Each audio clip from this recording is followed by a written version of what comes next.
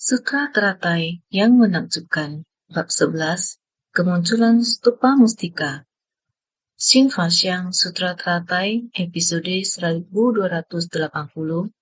Para Buddha belahan raga datang berkumpul dan memenuhi tempat itu. Dikarenakan para Buddha belahan raga dari 10 penjuru yang akan datang untuk berkumpul dan duduk, Buddha kembali mengubah setiap tanah pada 8 penjuru. Pada ketika itu, mereka bermunculan bagaikan awan dari 8 penjuru. Para belahan raga dari penjuru timur datang berkumpul. Para belahan raga dari 10 penjuru tidak secara bertahap. Dalam beberapa hari terakhir, masih sama, bersungguh hati, terus-menerus dan berulang kali tanpa henti. Pada naskah Sutra Teratai ini sedemikian padat maknanya, terus-menerus dilanjutkan supaya kita dapat memahami Buddha Sakyamuni datang ke dunia. Bagaimana dapat menyebarluaskan Buddha Dharma di seluruh dunia dan alam semesta ini. Di dunia, setiap orang dapat menerima Dharma dan prinsip kebenaran. Prinsip kebenaran diresapi ke dalam batin dan tersebar luas di dunia. Setiap orang dapat berbagi Dhamma yang sama. Dharma dapat respon kepada segala sesuatu dan tetap pada jalurnya. Segala sesuatu memiliki prinsip kebenaran yang sama, dan semua bersatu pada satu jalur. Semua benda material, apakah itu benda materi, berwujud, manusia atau hewan, masing-masing memiliki prinsip kebenarannya. Oleh itu, sangat berharap prinsip ini dapat memasuki batin setiap orang. Stupa Buddha Prabhutaratna muncul karena pada kalpa kuno yang jauh sebelumnya, setelah Buddha Prabhutaratna mencapai kebuddhaan, setiap Buddha memiliki ajaran yang sama. Hanya saja Buddha Prabhutaratna kekurangan kondisi pendukung ini. Sebelum beliau memasuki parinirvana, beliau juga menunggu datangnya sebab dan kondisi dari seseorang yang memohon. Kekurangan kondisi dari seseorang yang memohon Dharma, maka beliau membangkitkan tekad dan membangun ikrar. Di masa depan, tempat di mana dibabarkan Sutra Teratai. Demi mendengarkan sutra, stupa mustikanya akan muncul di tempat persamuhan. Sebagai pembuktian, ini adalah bab kemunculan stupa mustika. Naskah yang sangat penting. Karena demi untuk mendengarkan Dharma dan juga untuk membuktikan karena kedua ikrar ini, namun di tempat ini ingin membuktikan bahwa dunia saha Buddha Sakyamuni, para bodhisattva juga sangat menantikan melalui waktu ini juga bisa bertemu dengan Buddha kuno, yakni Buddha Prabhutaratna dari masa lalu. Karena Buddha Prabhutaratna telah mengeluarkan suara, sudah ingin menerapkan ajaran Dharma ini. Semua ajaran Dharma yang diajarkan oleh Buddha Sakyamuni, dia selain mendengarkan ajaran Dharma, dia masih ingin membuktikannya lagi, ingin melihat seluruh tubuh Buddha Prabhutaratna. Oleh karena itu, Buddha Sakyamuni demi untuk membuktikan bahwa dharmanya tersebar secara merata di 10 penjuru. Untuk itu, Buddha Sakyamuni juga bersedia demi Buddha Prabhutaratna mengumpulkan belahan raganya yang tersebar di 10 penjuru. Ini benar demikian di zaman kuno dan modern, begitu juga seperti ini di masa lalu, dan seperti ini juga di masa sekarang. Inilah disebut semua Buddha memiliki ajaran yang sama. Para Buddha saling berpadu, saling menghormati semacam ini. Kekuatan cinta semacam ini berasal dari cara ini. Jika semua orang dapat memahami, maka nilai kebenaran baru dapat dipahami. Ini disebut berpadu dengan hati Buddha. Berpadu dengan hati Buddha sering menyampaikan kepada semua orang bahwa harus menjadikan hati Buddha sebagai hati sendiri. Berhubung sedang mempelajari ajaran Buddha, ketika di hati kita tidak ada Buddha, lantas bagaimanakah kita bisa mempelajari ajaran Buddha? Di mana hati kita hendaknya ada Buddha, maka hati Buddha harus memasuki hati kita. Kita baru bisa berpadu dengan kebijaksanaan Buddha. Di manakah letak kebijaksanaan Buddha? Kebijaksanaan Buddha adalah pencerahan. Telah tercerahkan akan kebenaran sejati dari segala sesuatu di semesta.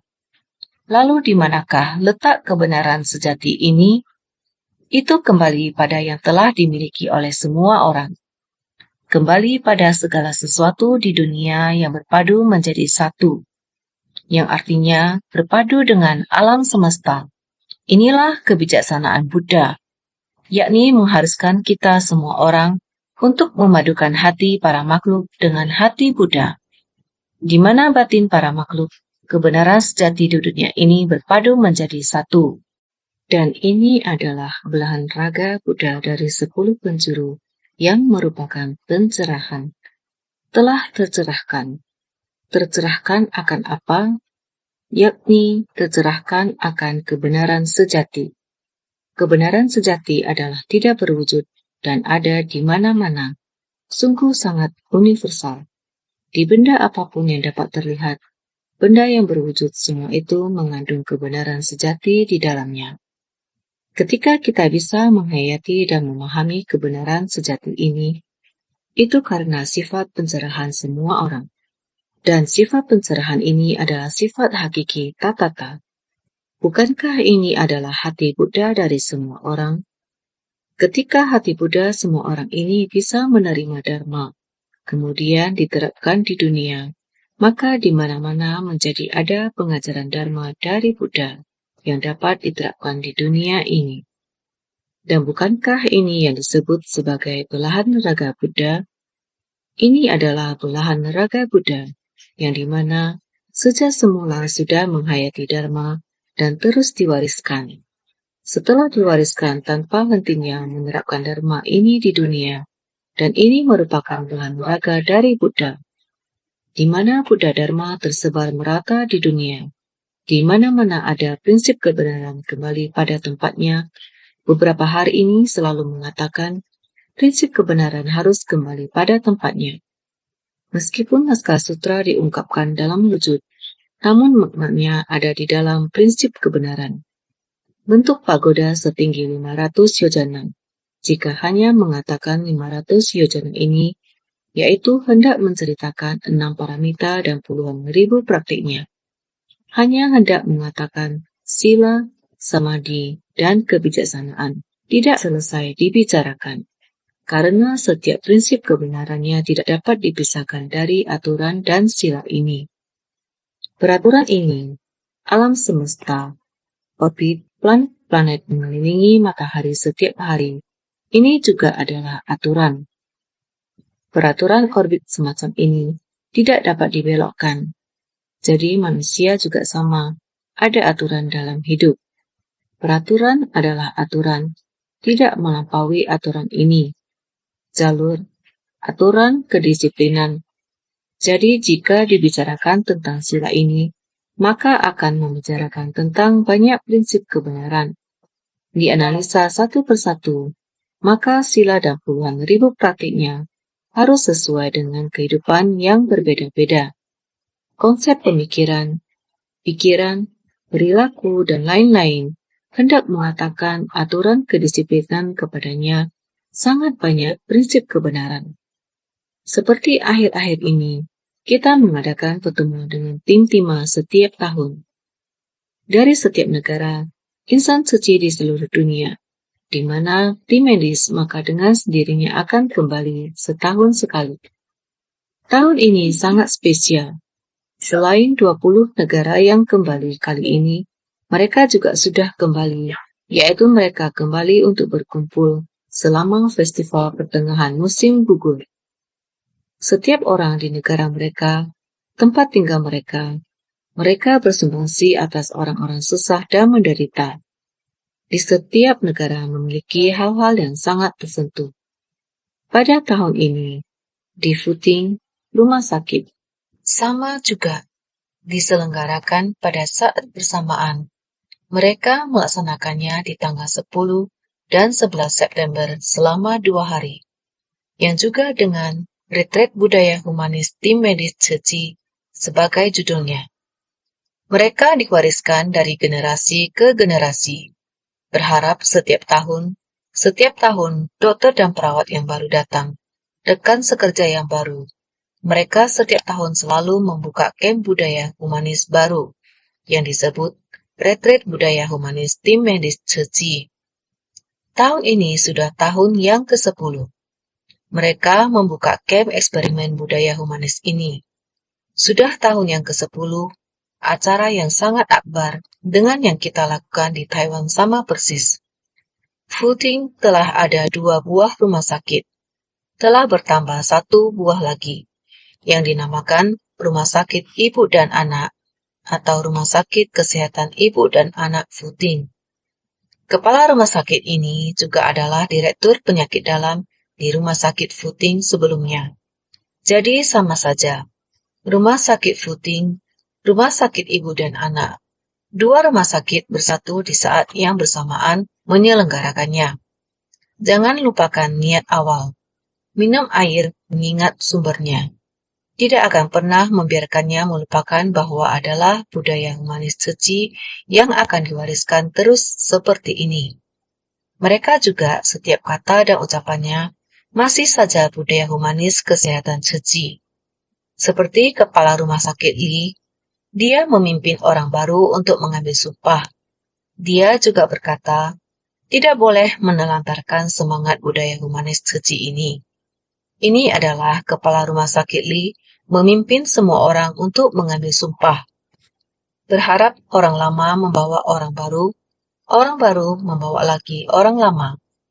Memiliki 10 tahun yang tidak terhitung, tidak henti-hentinya untuk terus melanjutkan budaya humanis Ceci. Menggunakan cinta kasih untuk melindungi kehidupan semacam ini. Filosofi dari cinta kasih. Ada lagi kepala rumah sakit dari Rumah Sakit Ibu dan Anak Pao Chien, juga sama. Master bersyukur. Kan En, sebelum dibuka rumah sakit ibu dan anak ini, dia membawa stafnya pulang kemari, agar menyelami semangat dari misi pengobatan Ceci. Setelah mereka pulang kembali, semua orang tetap memiliki cinta kasih dalam hatinya. Sebersih niat ini adalah demi para pasien. Semangat untuk melayani yang tidak berubah. Tahun ini, tema mereka adalah berbuat kebajikan dan berbakti pada orang tua tidak boleh ditunda-tunda. Mereka juga menggunakan video ceramah master pada saat pembukaan camp yang diadakan secara bersamaan. Mereka menggunakan rekaman video master di mana master menyampaikan ke semua orang bagaimana relawan Ceci bersumbangsi dan melayani orang lain. Dengan semangat dan filosofi Ceci, melalui rekaman video ini, terlihat mereka sama persis dengan kita di Taiwan. Mereka mengajak nonton dulu agar orang-orang dapat menyerapnya. Kami melakukan ini pada camp budaya humanis di Taiwan. Mereka melakukan hal yang sama di Futing. Saat awal mula, mereka juga menggunakan adaptasi musikal untuk mendalami sutra. Demikian pula, untuk menunjukkan mereka bagaimana dokter mereka pergi ke desa terpencil untuk mengadakan baksos kesehatan secara gratis. Bagaimana mereka mengantar jemput pasien ke rumah sakit, bagaimana dokter merawat pasiennya, bahkan mereka juga memperhatikan pelestarian lingkungan. Rumah sakit amat mementingkan hal ini. Setiap hari, para dokter dan para perawat di sana melakukan daur ulang seperti kita di Taiwan, dan mengingatkan semua orang bahwa berbuat kebajikan dan berbakti pada orang tua tidak boleh ditunda-tunda, dan lain sebagainya. Mereka mementaskannya dalam pertunjukan drama. Bukan hanya kepala rumah sakit saja, tapi juga sekretaris. Dalam 10 tahun ini tak pernah berhenti, selalu mengikuti camp budaya humanis setiap tahun. Melihat rekaman video seperti ini yang dikirim kembali, naskahnya juga sudah dikirim kembali. Setiap kata dan setiap paragraf dari artikel telah membuat saya tersentuh. Setiap gambaran membuat saya merasa ini adalah para Buddha dan Bodhisattva dari 10 penjuru. Taiwan adalah seperti ini. Begitu banyak dokter, perawat, ahli medis, dan apoteker seperti ini. 5 dari 20 negara berkumpul. Di sisi lain, yaitu di Futing, di waktu yang sama juga sedang mengadakan kamp dokter dan perawat baru. Juga sama seperti ini. Orang yang lama membimbing orang yang baru. Ini benar-benar satu persatu adegan. Bukankah adalah sebuah dharma yang sama, tapi di daerah yang berbeda? Ada yang di tempat, ada yang ramai-ramai seperti ini pulang kembali. Ini adalah benar-benar sulit dibayangkan. Kekuatan dari dharma bisa berdiam di dalam hati setiap orang. Berdiam di dalam hati setiap orang. Dari dalam hati Buddha, Prati Bodhisattva ditampilkan seperti ini. Bodhisattva dunia ada begitu banyak. Bukankah ini adalah sebuah prinsip kebenaran? Prinsip kebenaran masuk ke dalam hati. Tindakan setiap orang sama, arah tujuan sama. Benar-benar sangat sulit dibayangkan. Membuat orang sangat tersentuh. Oleh karena itu dikatakan Sutra Buddha bagian ini, yaitu 10 penjuru. Buddha Sakyamuni hendak membuat prinsip kebenaran ini, hendak menunjukkannya kepada semua orang. Dapat melihat prinsip kebenaran itu, sehingga semua orang dapat melihat prinsip kebenaran, sama seperti melihat Buddha belahan raga dari 10 penjuru. Prinsip kebenaran sudah dibabarkan oleh Buddha Sakyamuni. Dan sekarang Buddha mengumpulkan prinsip kebenaran yang tak terhingga ini dan menunjukkannya kepada semua orang. Inilah mengapa batin kita disebut sebagai ladang pencerahan. Kita harus bersiap-siap untuk menerima kembali prinsip kebenaran ini. Jadi dikatakan bahwa para Buddha belahan raga dari 10 penjuru yang akan datang untuk berkumpul dan duduk. Artinya, ajaran-ajaran ini akan kembali pada tempatnya, agar semua orang bisa melihat bahwa ajaran sangat teratur. Tiada yang menyimpang dari jalur. Ketika keluar, mereka mengikuti jalur ini dan menyinari, kemudian mereka kembali pada tempat asalnya, yaitu sumber dari Dharma. Tempat asal Dharma dimulai dari sumber Dharma, mengalir keluar ke semua tempat. Jadi, datang untuk berkumpul. Mereka memberikan kesaksian bahwa Dharma ada di mana-mana, bahwa tiada jalan yang tidak dapat dilewati. Jadi mereka semua berkumpul untuk menghubungkan prinsip kebenaran ini. Jalan ini dua arah, pergi dan kembali, akan kembali pada sumber Dharma. Dari sumber Dharma akan menyinar keluar ke seluruh semesta alam. Jadi, kembali mengubah setiap tanah pada 8 penjuru. 8 penjuru adalah 8 arah. 4 penjuru ada 4 dimensi. Bersama-sama mereka disebut 8 penjuru. Buddha lalu mentransformasi setiap 8 penjuru, membabarkan Dharma secara universal. Dharma merespon pada perubahan. Prinsip kebenaran bisa dipraktikkan di mana-mana. Ketika pergi ke Amerika, kita bisa menggunakan bahasa Inggris. Tiba di Amerika Selatan menggunakan bahasa Spanyol atau Portugis dan lainnya. Berbeda-beda. Jadi ketika orang-orang dari berbagai negara datang, banyak bahasa yang berbeda yang digunakan. Prinsip kebenarannya adalah sama, hanya bahasa yang berbeda. Karena itu, kita perlu menerjemahkannya bagi mereka, agar dari manapun mereka berasal, semuanya bisa memahami prinsip kebenaran ini. Jadi, terjemahan adalah transformasi. Sekarang, di banyak daerah di Cina mendengarkan ceramah pagi, menghirup wanginya Dharma di pagi hari. Semuanya bersuka cita, saya membabarkan dengan dialek Taiwan. Sedangkan di Cina mereka menggunakan bahasa Mandarin. Walaupun ada perbedaan dalam bahasa lisan, tetapi secara tulisan dapat dimengerti. Namun masih ada 20-an negara lainnya di mana tulisannya berbeda. Mereka tidak paham dengan mendengar, Mereka juga tidak mengerti membaca tulisan, maka mereka membutuhkan penerjemahan. Penerjemahan tidak terlepas dari tulisan ini. Penerjemahan tidak terlepas dari suara berbicara. Semua harus diterjemahkan. Kalian bayangkan, bukankah ini adalah mengadakan perubahan, mengubah tata cara berbahasa dan berbicara, bahkan di setiap tempat. Di Turki sekarang juga demikian. Di tempat di mana terdapat posko pengobatan gratis, kita mengundang dokter dari Suriah untuk mengobati para pengungsi. Dokter dari Suriah ini juga sama menggunakan semangat suci dan kekuatan cinta kasih, kembali mengenakan jubah dokter, memberi pengobatan kepada orang yang berasal dari sukunya. Dengan menggunakan metode yang berbeda, kita mengundang mereka untuk memberi pengobatan bagi saudara sekampungnya. Namun dengan cara pengobatan yang sama, dengan semangat dan cinta kasih yang sama, mengubah status diri sendiri yang juga adalah pengungsi, mengikis niat pikiran yang diliputi oleh dendam dan benci, dan mengembangkan fungsi cinta kasih di tempat itu, memberikan pengobatan kepada sanak saudara yang berasal dari kampung yang sama, dari suku yang sama, dengan metode yang sama, maka sama-sama mengenai pengobatan juga harus mengadakan perubahan.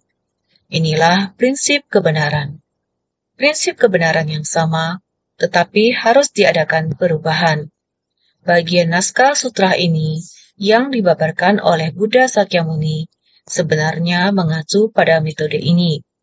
Meskipun beliau berada di Nepal, di kerajaan kuno Kapilavastu di India, beliau berpikir bagaimana agar di masa depan Dharma ini bisa disebarluaskan ke seluruh semesta, berlaku secara global untuk seluruh dunia. Harus berubah. Jadi, dalam semangat dan filosofi ini, setiap orang memilikinya, namun berbeda negara atau melakukannya dengan metode yang berbeda. Untuk menyebarluaskan nilai kebenaran ini, oleh karena itu, selama lebih dari 40 tahun Sang Buddha, beliau menggunakan metode yang mudah dan nyaman ini. Sebenarnya, metode yang mudah adalah dasar dari ajaran kendaraan besar. Ini adalah kesempatan untuk mengajar. Ini adalah mengajar sesuai dengan kapasitas, menyesuaikan dengan keadaan, tempat, dan kapasitas orang. Karena Dharma ini disebarkan ke berbagai tempat itu, sekarang adalah waktunya untuk menyempurnakan ajaran ini secara sempurna. Sehingga setiap orang dapat memahami bahwa Dharma ini adalah paling sempurna dan lengkap, tertinggi, dan tiada tara. Apakah itu membahas tentang keberadaan atau kekosongan, yakni kekosongan yang sesungguhnya di dalam keberadaan yang menakjubkan, di mana dengan kemampuan intuitif ini bersumbangsi bagi masyarakat. Ini disebut kebenaran sejati, sehingga tidak ada perbedaan timur, barat, selatan, utara. Semuanya berpadu jadi satu. Jadi, pada ketika itu mereka bermunculan bagaikan awan dari 8 penjuru, mulai menyebar dari segala arah. Semuanya muncul. Nilai kebenaran dari Dharma adalah seperti ini. Pada belahan raga dari penjuru timur datang berkumpul. Ini karena cahaya bersinar ke penjuru timur. Buddha mulai dari bab pendahuluan. Cahaya Buddha bersinar ke penjuru timur, dan sekarang bab kemunculan stupa mustika, cahaya alis Buddha bersinar ke timur. Karena ajaran kendaraan besar lazim di timur. Seperti di India, Dharma kendaraan besar lazim di sana. Dharma kendaraan besar di timur bersinar ke segala arah, dan belahan raga dari penjuru timur berkumpul dan kembali ke negara asal Buddha. Itu adalah kembali ke sumber Dharma. Sama seperti di Taiwan. Asal mula silsilah Dharma suci adalah di timur Taiwan. Jadi karena mengikuti retret budaya humanis tim Mendes suci, semuanya kembali ke Taiwan bagian timur. Dan setiap tahun retret budaya humanis juga sama kembali ke Hualien. Ini adalah prinsip kebenaran yang sama. Ini disebut sumber dharma. Jadi, para belahan raga dari penjuru timur datang berkumpul. Para belahan raga dari 10 penjuru tiada secara bertahap. Semua sampai akhir. Semua di satu tempat. Para Buddha memenuhi tempat itu seolah-olah sebuah gambar dari perbendaharaan bunga teratai. Dalam Sutra Avatamsaka disebutkan, lautan yang tiada habis-habisnya dari segala pintu dharma tercakup dalam ladang pelatihan dari satu dharma. Juga disebutkan, para Buddha dalam sebersih pikiran dapat menampakkan dunia yang tak terhingga. Adalah sulit untuk menjelaskan dengan kata-kata tentang berbagai Buddha belahan raga. Ini membuktikan kalau dalam sebersih pikiran terdapat dharma yang tak terhingga. Jadi, para Buddha memenuhi tempat itu. Ajaran ini harusnya semuanya sudah kembali, berkumpul di sana, di pertemuan puncak burung nasar. Pertemuan puncak burung nasar dipenuhi oleh para Buddha, seperti sebuah gambar dari perbendaharaan bunga teratai. Gambar dari perbendaharaan bunga teratai ini ada di mana? Itu berada pada saat seketika Sang Buddha tercerahkan.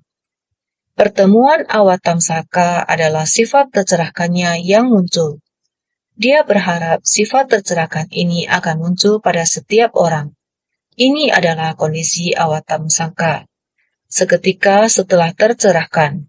Pada saat itu, kondisi batin Sang Buddha ada di tempat itu, dan juga seperti yang dikatakan dalam Sutra Avatamsaka. Lautan yang tiada habis-habisnya dari segala pintu dharma. Kebijaksanaan ini bagaikan lautan. Semua pintu-pintu dharma telah kembali kepada kebijaksanaan itu. Maka kebijaksanaan itu seperti lautan yang tiada habisnya, tercakup dalam ladang pelatihan dari satu dharma. Lautan yang tiada habisnya dari segala pintu dharma ini, semua kembali pada sifat hakiki yang demikian adanya. Ketika disebarluaskan, ini menyatu dengan alam semesta. Ketika semuanya kembali, ini adalah tempat asal dari sumber dharma dan sifat tercerahkan kita. Ini adalah asal mula dharma.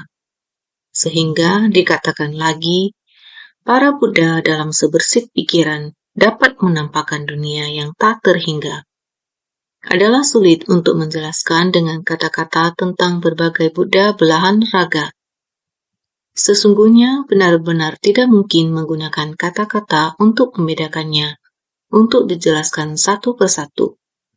Jadi dikatakan, bahkan untuk sebuah stupa mustika saja, bisa dibayangkan 6 paramita kita. Berdana harus bagaimana dilatih sampai seperti ini? Haruslah berdana menyesuaikan dengan penderitaan para makhluk. Bersumbangsi sesuai dengan apa yang dibutuhkan oleh para makhluk. Berdana, kemudian sila. Sila harus bagaimana dilatihnya? Para makhluk mudah sekali melanggar norma dan aturan. Harus menggunakan metode apa untuk dapat mengembalikan mereka ke dalam jalur yang benar?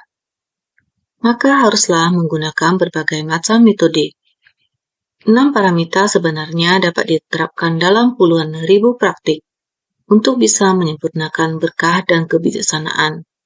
Inilah sumber dari segala Buddha Dharma, yakni di dalam sebersih pikiran. Para Buddha dalam sebersih pikiran dapat menampakkan dunia yang tak terhingga. Dalam sebersih pikiran dapat menampakkan dunia yang tak terhingga. Kita semua dapat melakukannya juga. Para relawan suci yang pernah berinteraksi dengan relawan dari 20 negara lainnya yang pulang ke Hualien, maka dalam memorinya akan teringat kembali. Ada dari negara mana, orang yang seperti apa yang pernah datang. Kita pun dapat mengenang kembali orang-orang ini satu persatu. Kondisi dunia yang dijabarkan oleh setiap orang dari setiap negara, semuanya dapat diingat kembali melalui sebersih pikiran. Oleh karena itu dikatakan, Kebijaksanaan para Buddha menunjukkan dunia yang tak terhingga. Kita juga demikian. Sebentar saja sudah bisa terpikirkan sangat banyak negara. Orang yang sudah pernah pergi, maka bisa muncul. Orang yang pernah melihatnya, maka bisa timbul ingatannya. Oleh karena itu, orang sangat susah dengan berbagai macam cara menganalisanya. Ini membuktikan sebersih pikiran akan Dharma menjadi tak terhingga. Kita hanya bisa demikian merenungkannya. Sudah bisa tahu dalam satu niat pikiran ada Dharma yang tak terhingga. Sang Buddha tersadarkan juga demikian.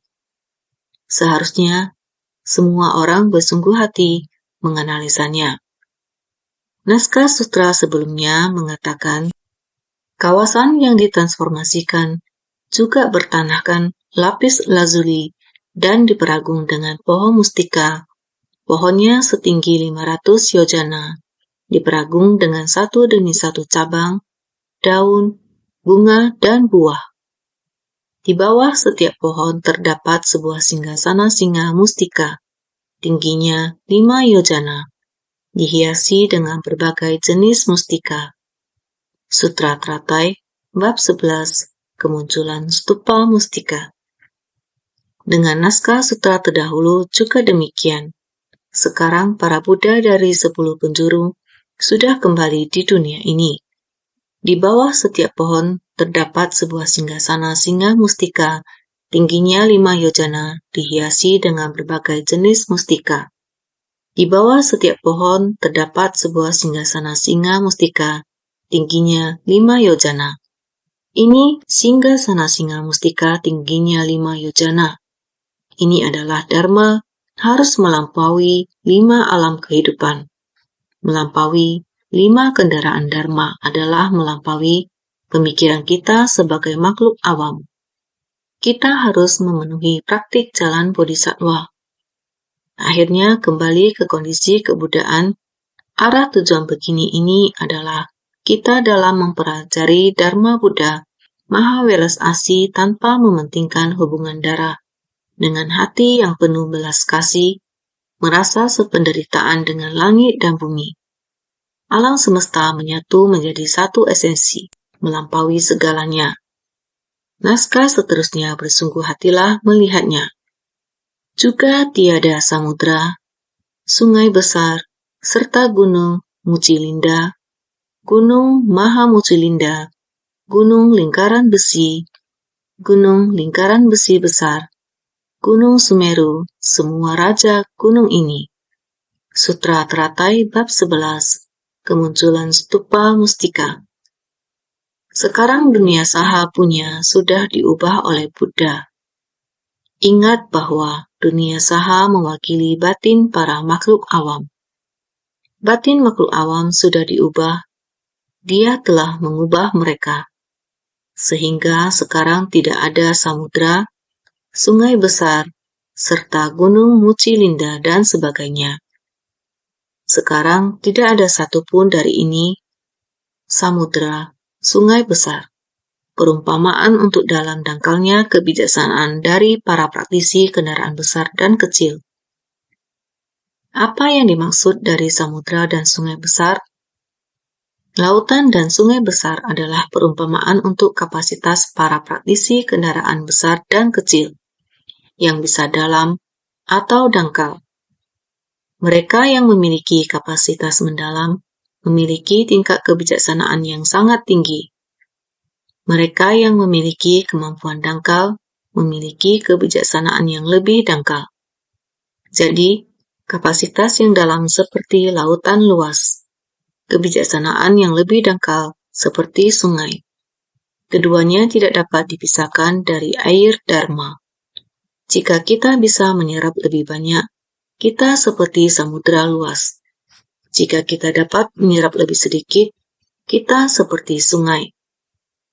Bukan gunung Mucilinda atau gunung Maha Mucilinda. Gunung Mucilinda, gunung dari tanah dan batu. Perumpamaan untuk delusi pandangan, kebandelan dan kekeras kepalaan dalam alam nafsu. dengan kemelekatan seteguh batu dan keangkuhan setinggi gunung. Gunung Mucilinda adalah gunung yang bertanah dan berbatu. Gunung dari tanah dan batu adalah tempat yang penuh kejahatan. Itu sudah tidak ada lagi. Kondisi batin kita sudah tidak ada lagi pasir dan batu. Tanah kering yang penuh pasir dan batu sudah tiada lagi. Semua itu sudah dilenyapkan. Ini menunjukkan delusi pandangan, kebandelan dan kekeras kepalaan dalam alam nafsu. Layaknya semua batu itu, pasir dan batu sama dengan tanah. Pasir dan batu sangat keras kepala, sama kerasnya dengan batu. Maka delusi dari para makhluk, delusi sebanyak butiran pasir, sangat banyak kerisauan dan kegelapan batin. Juga sangat bandel, dan juga penuh kebodohan batin. Lahan batin yang penuh kegelapan dan sangat keras kepala. Para makhluk yang demikian sama seperti hidup dalam pasir dan batu tersebut, yang sangat keras kepala dan penuh kebodohan batin. Keangkuhan setinggi gunung, sangat angkuh. Ini diperumpamakan seperti Gunung Mucilinda. Gunung Maha Mucilinda, gunung besar dari tanah dan batu, perumpamaan untuk delusi pandangan dalam alam berwujud dan alam tidak berwujud, lebih tinggi dan besar daripada alam nafsu. Gunung Maha Mucilinda ini lebih besar lagi. Ini adalah contoh alam berwujud dan tak berwujud. Tidak hanya untuk seperti kita makhluk awam. Walaupun kita melatih diri, sama halnya, kita sudah melatih diri, telah melampaui alam nafsu keinginan. Namun kita masih berada dalam alam berwujud dan alam tak berwujud, di mana masih terdapat delusi akan pandangan dan pemikiran. Ini masih belum dilenyapkan, masih banyak sekali. Penuh dengan kegelapan yang belum dilenyapkan, ini seperti lebih tinggi dari alam nafsu keinginan, yakni di alam berwujud dan alam tidak berwujud. Sama halnya seperti belum melenyapkan kegelapan batin. Gunung lingkaran besi, gunung lingkaran besi besar. 4 benua dikelilingi oleh pegunungan yang dinamakan lingkaran besi kecil. Maharibu dunia dikelilingi oleh pegunungan yang dinamakan lingkaran besi besar. Itu di luar 4 benua, yaitu gunung lingkaran besi. Gunung lingkaran besi besar yang berada di luar Maharibu dunia. Di luar Maharibu dunia ada pegunungan yang mengelilinginya, yang disebut gunung lingkaran besi besar. Di dalam gunung lingkaran besi ada 4 benua, yaitu Purva Videha, Jambu Dipa, Aparagodania, dan Uttarakura. Ada 4 benua. 4 benua atau Catur Mahadipa. 1 benua Purwa Videha, 2 benua Jambu Dipa, 3 benua Aparagodania, 4 benua Uttarakuru. Benua Jambu Dipa juga disebut benua jambu air. Pada benua ini terdapat pohon jambu air, makanya dinamakan demikian. Adalah dunia di mana kita hidup sekarang. Bumi yang kita hidup sekarang ini, yaitu benua Jambu Dipa. 4 benua yang kita hidup sekarang dikelilingi oleh gunung lingkaran besi besar. Di antara 4 benua, sekarang kita berada di benua Jambu Dipa. Benua Jambu Dipa ini memiliki nama lain, yaitu benua jambu air. Di dalam sutra dikatakan, dunia kita disebut juga Jambu Dipa. Ini diambil dari nama sebuah pohon. Pohon ini sangatlah besar. Kadang-kadang ketika kita melihat ke bulan, bulan sangat bulat. Melihat bayangan pohon di bulan, Alkisah disebut pohon jambu air.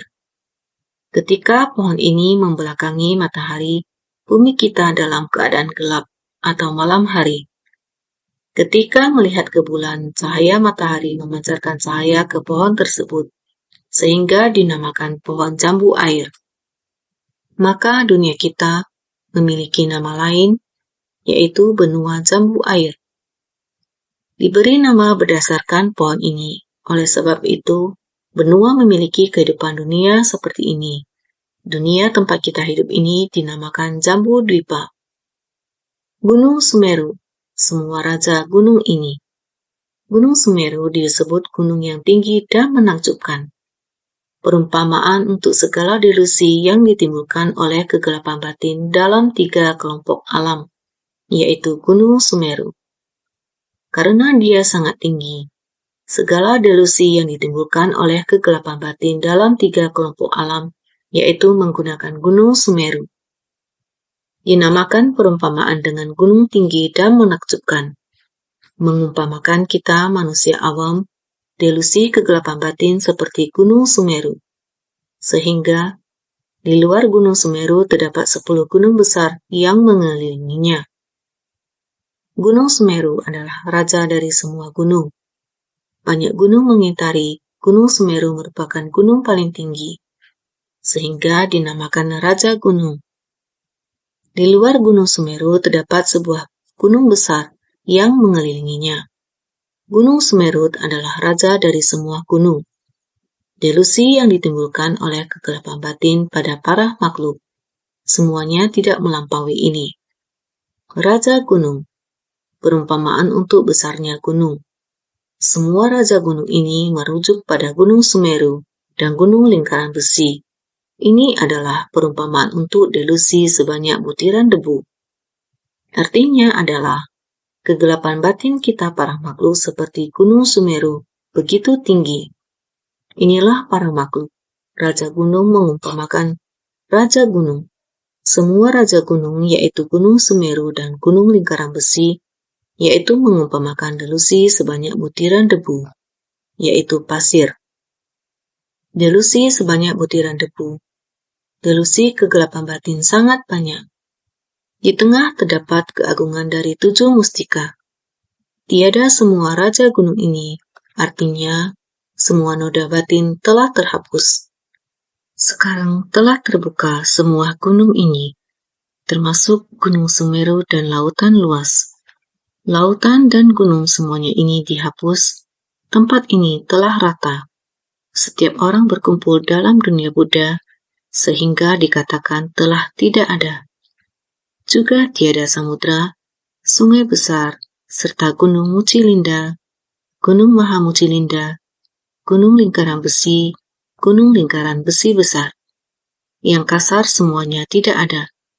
Sekarang yang ada yaitu pertanahkan lapis lazuli dan diperagung dengan pohon mustika. Di bawah setiap pohon terdapat sebuah singgasana singa mustika. Ini merupakan tempat yang paling agung. Ini merupakan kondisi batin kita. Kondisi batin para makhluk telah sepenuhnya masuk ke kondisi paling setara, paling murni dan jernih. Kondisi batin tak ternodai sehingga kita sepenuh hati memahami Dharma. Kembali pada sumber Dharma, semuanya demi memberi manfaat kepada para makhluk Dharma. Dharma ada di mana-mana. Semuanya ada bodhisattva di dunia. Kehidupan manusia merupakan dunia para Buddha dan bodhisattva. Asalkan niat pikiran kita murni, dunia merupakan tanah suci. Satu niat pikiran Buddha, setiap orang adalah Buddha. Ini merupakan ajaran dari dalam batin. Kebijaksanaan kita bersatu dengan Dharma. Yang diperlukan adalah semua orang harus senantiasa lebih bersungguh hati.